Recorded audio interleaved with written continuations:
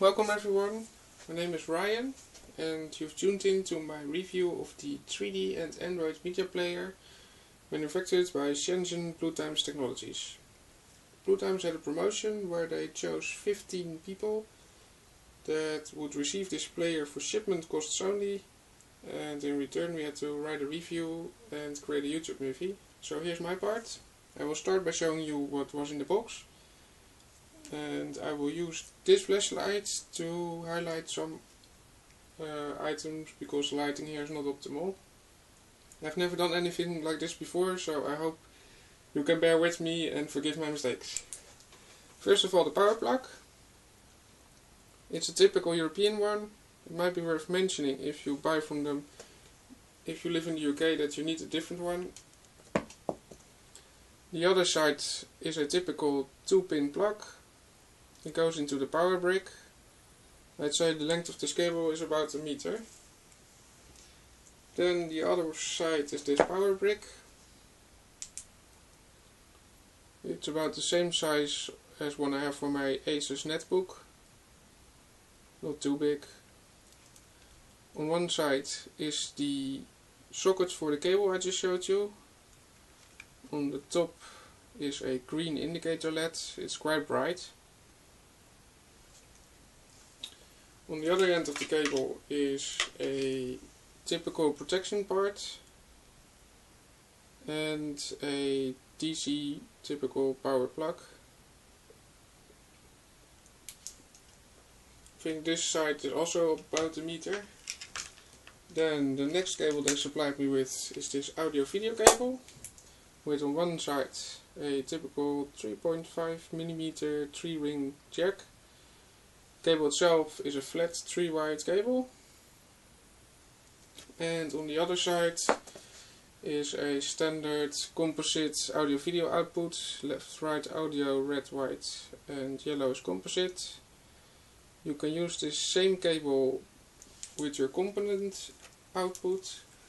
In this case that means that the colors for your components are as follows. The yellow one will have to go into the green, the red one will have to go into the blue, and the white one will have to go into the red.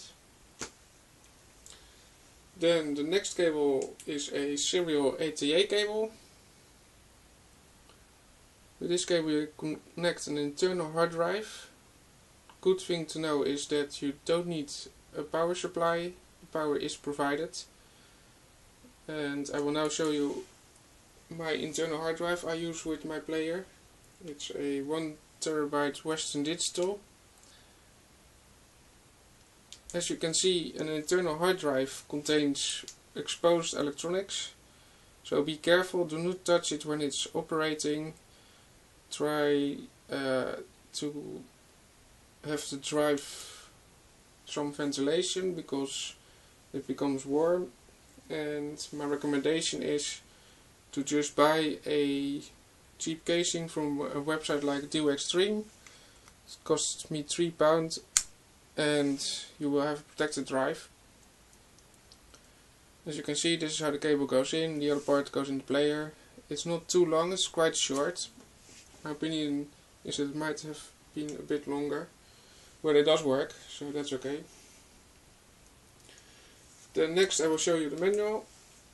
It's a fairly straightforward, simple manual. Every feature that the player has and the remote has is explained.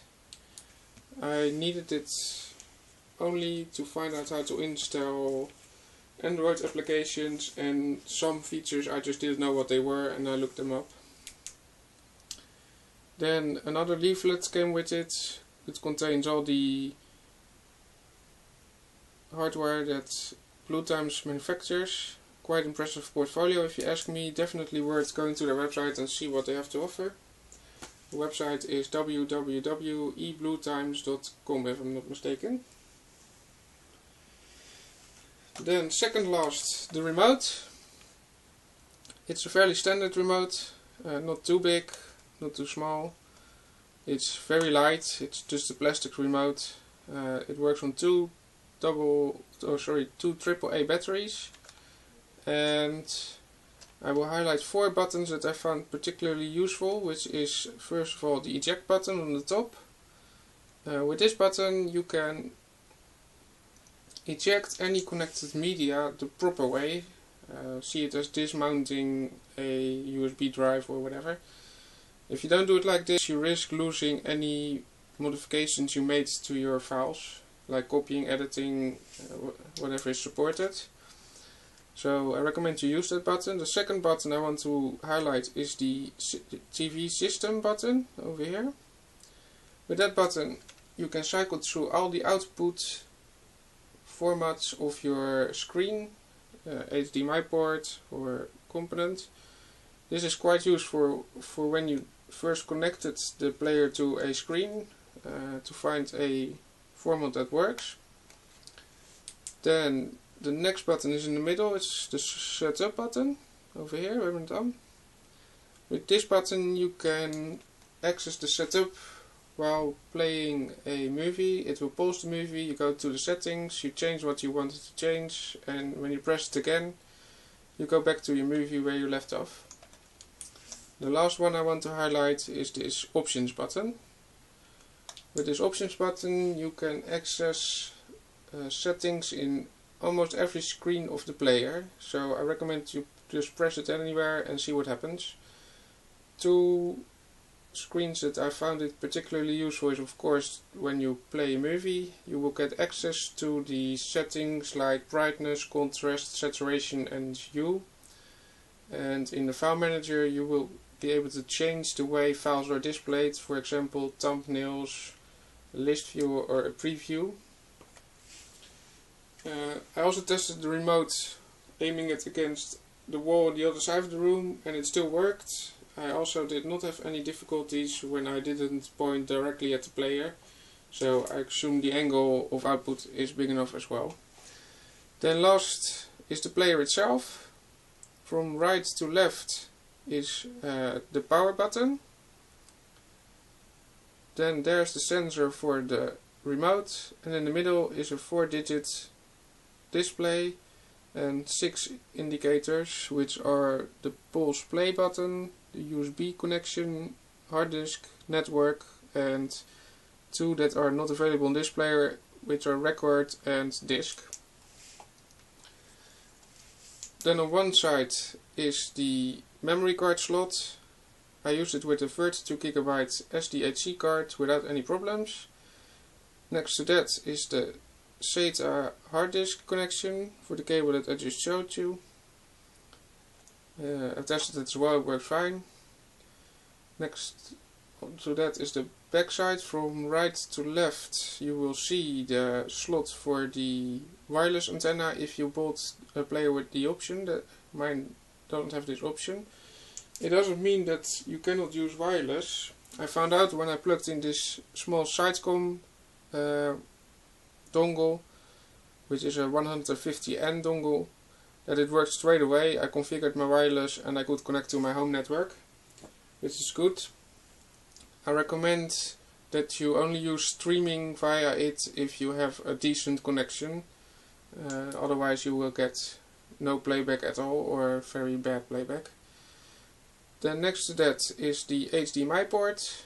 I think that's quite standard, just outputs all formats in video and audio that are available.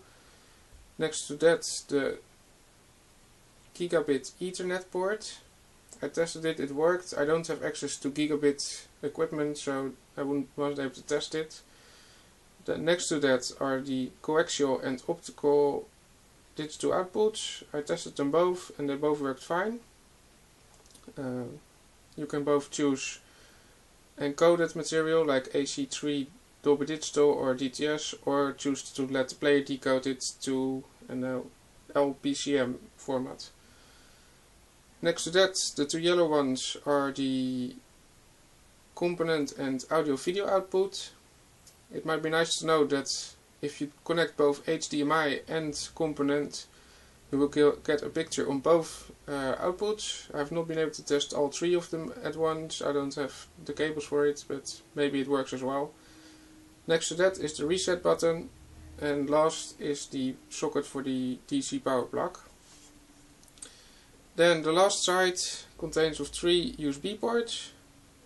One, the blue one, is the USB 3 port, and the other are USB 2 ports. I tested them with my 2.5 inch portable hard disk that don't have their own power supply. It works. I tested them with my keyboard, with my mouse, wireless mouse, and they all worked without a problem.